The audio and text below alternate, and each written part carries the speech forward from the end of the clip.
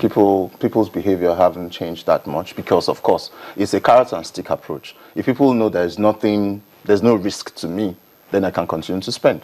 Even the BDCs, sometime last year, were told not to sell to people without a BVN.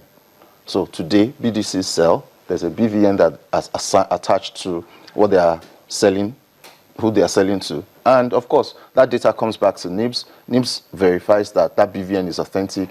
And so there's a list. Of course, we know that defaulters will happen, but until such a time where the stick will come in. All right, let's get back to Mr. Tule. Mr. Tule, now we've talked about the BVN and what it can do to help in ensuring compliance to this new policy, which has received the sympathy of the central bank. How effective do you say this policy would be, considering the fact that a lot of Nigerians, especially those in the political class, appear to have a lot of the foreign currency stashed away in their homes? Yeah, thank you very much. The BVN holds a lot of promise. That will enforce by the time we and incentivize protecting closed our the environment. registration finally, And we've at the end, it will be people's judgment of what we do, but what we're aiming to do accessing banking services. The second that our technicians work on this and rectify the situation. We will come back to you and we'll continue from that point where we're talking about the BVN and how it will help compliance with this policy. But in the moment, let's come back to the studio with Mr. Ademosu. So the BVN, back to the DVN matter, the deadline is December the 31st. Now, from that time when it was given, January 31st, it's been shifted several times. In fact, at the point it was said it will not be shifted anymore. So why are we moving to January the 31st again? Okay, that's just for those in diaspora. Okay, but those in Nigeria, done and dusted. If you don't have a BVN today, your account, you cannot transact. You cannot do outflows. You can't make payments out of your account, but you can receive, right? So basically, it's just to help those in diaspora to get on board quickly and to let them know that Nigeria, the central bank, is serious about the BVN concept. Now, there are those who thought that with the introduction of the BVN, the use of the card, the debit card, would be a lot easier. What do you say to those who are criticizing this now? The use of the card, today, when you go to a POS, you need a card, right? And you understand that there is a card business that has its own separate rules.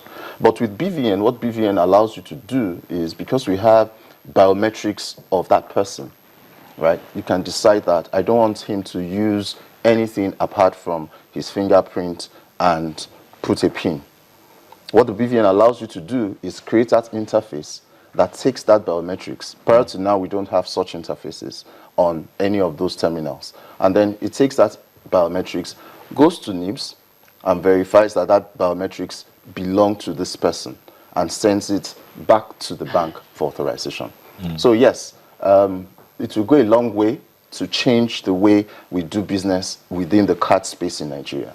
But would you say it's really affecting the cashless policy effectively? Cashless policy for the Naira? The BVN and cashless, especially as regards to dollar transactions.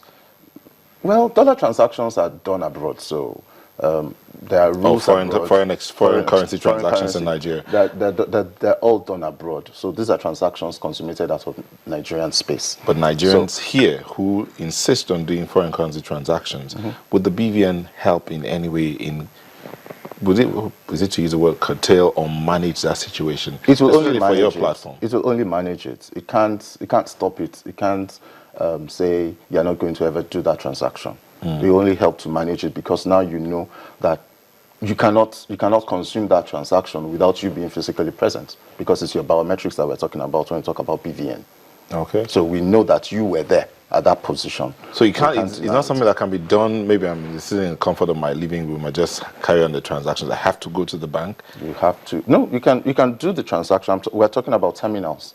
So if you want to do an online payment, yes, you can make an online payment, right? But you quote your BVN. But when you're facing a terminal, you may not be quoting your BVN, you may be putting just your biometrics. So with this restriction now, I don't know if you can weigh in on this. Okay. With this restriction now on the use of debit cards, would that restrict me who wants to do a foreign exchange transaction online It will definitely. The truth of the matter is, as a customer, we're all faced with this problem.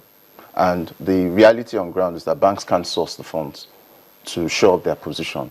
So something has to give. It's either the banks continue the business as usual by making losses, or they kind of restrict it, which they tried to do towards the end of last quarter. Try to restrict it to $300 per day ATM and $1,000 for POS. Some don't even have any limits on the POS. But now banks are coming together to say, you know what, we can't sustain this. So we have to kind of stop it. Right. Let me, Badijo Adeni is asking a question, how the BVN is fighting those who dubiously change their names to fraudulently operate accounts with different names. Okay, with the BVN, all we want to know is you are Sheyi. Maybe you have been John before, you have been Johnson before, right? But now you are Sheyi. You cannot be John and Johnson any longer. So what BVN does is to make sure that we have the same person across the industry in each bank. So if you were Johnson before and the BVN says you are Sheyi, then that account, the bank has a right to either call you to close that account or report you or take an action on their own on that account that you run. So a bank can arbitrarily just decide to shut down one's account because the person... Not arbitrarily, there's a rule, there's a standard, right, that the banks have agreed to. So no bank will just come up and say, I'm shutting your account.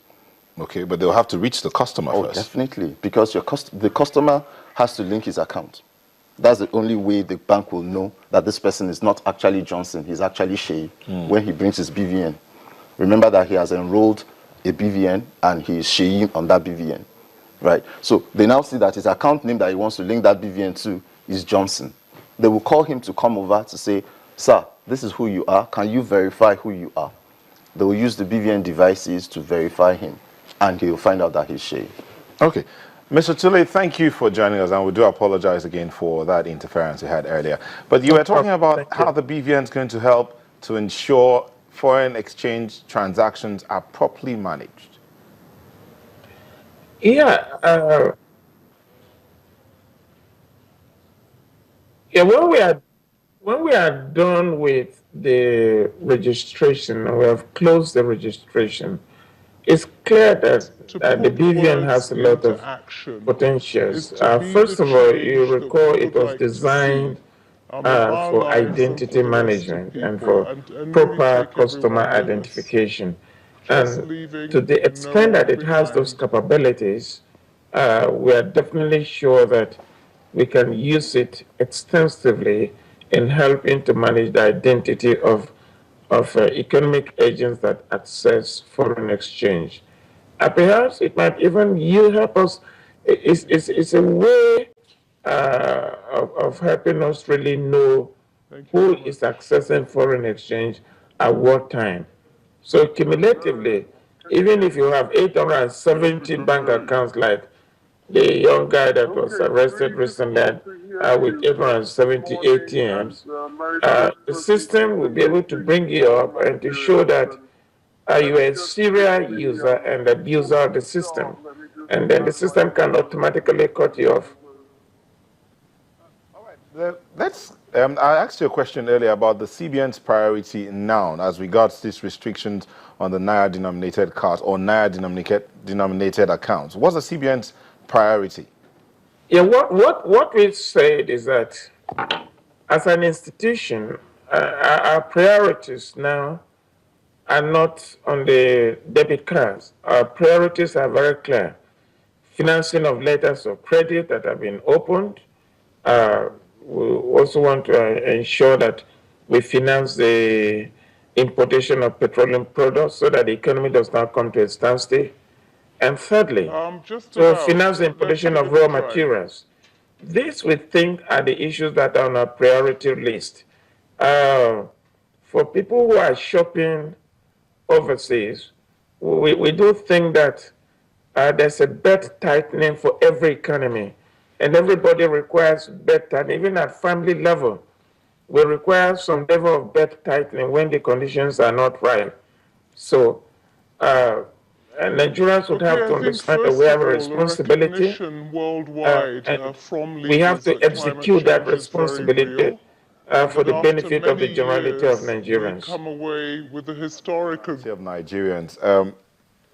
Someone's asking you, Bemio ABC says, how does the restriction on foreign currency transactions, how does it help the payment of school fees abroad? We have made it very clear. We've made it very clear in the past, and we still want to make it clear now that this channel was not meant for the payment of school fees. That actually pays attention in to what every country, please may I make the point, in every country, there are channels for transactions that give us opportunity to document. Documentation is needed. Because it actually means our economies now, investments that we have will start driving towards... Mr. Tula, are you still there? Yeah, I thought you were talking. No, go ahead. Okay. Documentation is needed for planning.